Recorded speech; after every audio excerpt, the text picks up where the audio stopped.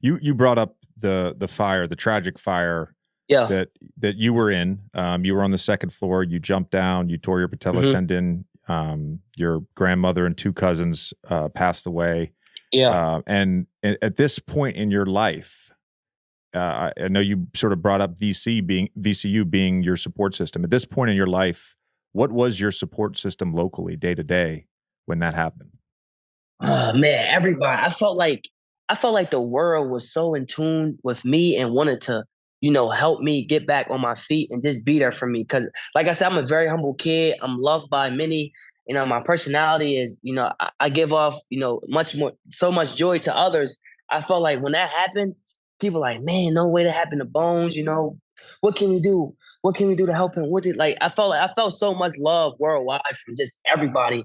And I always live by you do good by people, you always good back. So I felt that love so much from just everybody and just from my city, from other states, from people like I didn't even know, like donating thousands of dollars just so we could get back, try to buy a new home, just little things like that where I'm forever grateful for just to see people be so tapped in what was going on with my life. They didn't have to do that. Like I said, they got so much other stuff going on, but it's the fact that take like an hour out of that day, 30 minutes out of that day to see, what's the update on my life, how I'm doing, how I'm recovering.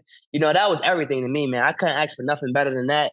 I was at the bottom of the barrel, man. I felt like I was at the bottom of the world, man. It was a dark place for me. So just to be loved, from my high school to, the college coaches, to my hometown, to old teachers, to, teachers I had in first grade, second grade, like everybody was just reaching out and wanted to, see what was going on with Bones. So that was the biggest moment for me, man, like in my life that I felt really, really like, dang, man, like people really are interested in and just love me, for who I am. So that was big for me.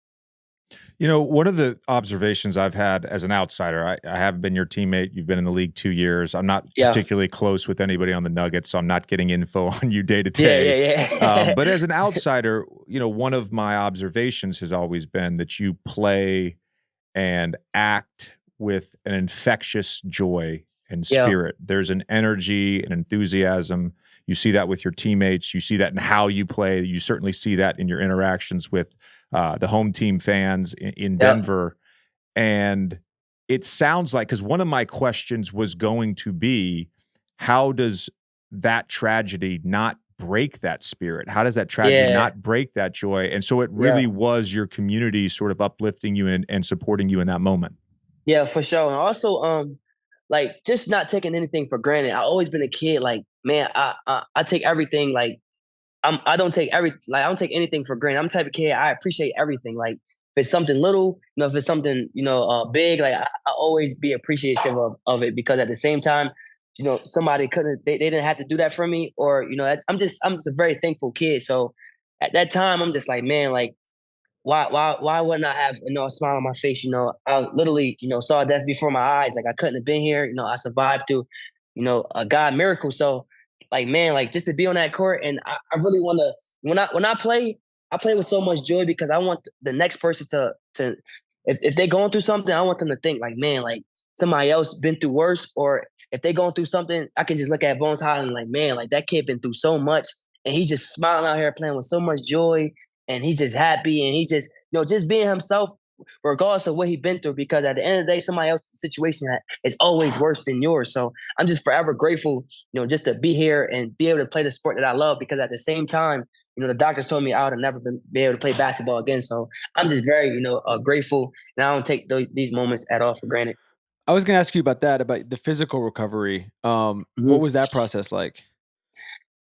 Emotional, uh where it was a mental aspect. Everything was just hard for me, man. Like just being away from basketball for 7, 8 months, and just like battling, the tragedy, but also dealing with trying to get back and recover my knee and get back on the floor. So just battling those two was very, very hard for me. And if I didn't have friends like around me, like I probably still wouldn't be here to this day again, because I feel like I would have really like been in a really even darker place just to understand, like just to have to go through that on my own. Man, that would have been tough, man. So I really appreciate all my friends that was around me each and every day, and they didn't want to leave me at all by myself. and I'm just very thankful for that as well too, man. Like just them just to be around me was everything for me. Being around family, close friends, and just everything for me. That was everything. I don't want to sort of go down this road of bringing up really dark Yeah. feelings with you, and I Hmm. apologize for asking this question, but Yeah. when I hear this story, the real one of the remarkable things about this story is that decision to jump out of a second story window. I Yeah. think if I read correctly, I think you landed on a stairwell, and Yeah. that's how you Yeah. tore your patella tendon. Like in that moment, what's going through your brain? Hmm. Just everything, man. When I first like try to peek out the window, when everything was going down, and I probably had like a couple more seconds before it was time for me.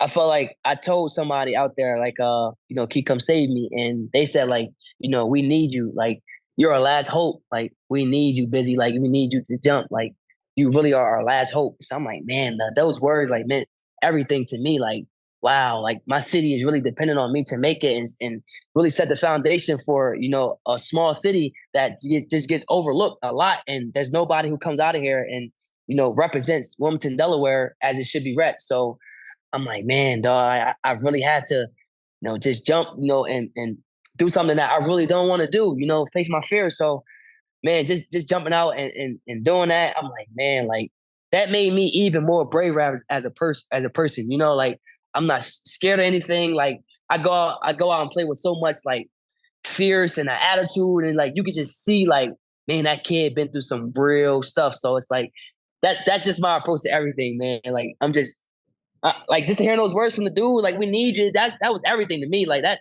was another reason why I jumped out too. I mean, it's incredible, and sorry for your loss, and I don't even know where to go from here. To be Yeah. honest with you, um, it's true. It truly is one of the most remarkable stories that I've ever heard Hmm. about an NBA player, and it really anyone. So, And um, you're still in touch. You're still in touch with the firefighters, right? Because you had them out to a game Yeah, last year. yeah. I get so like teary eyed when I see the firefighters. Like when I went back to Philadelphia, and I seen them. Like when I went back to the locker room, like this was before the game. Like I bawled my eyes out, and I'm like, man, like they really like like came and tried to like rescue my family, and they rescued my baby brother, from my grandmother covering them. So that when I seen them, like man, like they really got there so fast, and wanted to take the like just do something that a lot of firefighters have to go through and try to go in there and make sure like try to survive. I mean, try to rescue a lot of humans. So that was big for me, man. Just to see firefighters at the game, and like I said, I just got teary eyed before the game. I just really got teary eyed, man. I couldn't take it in, and it was a very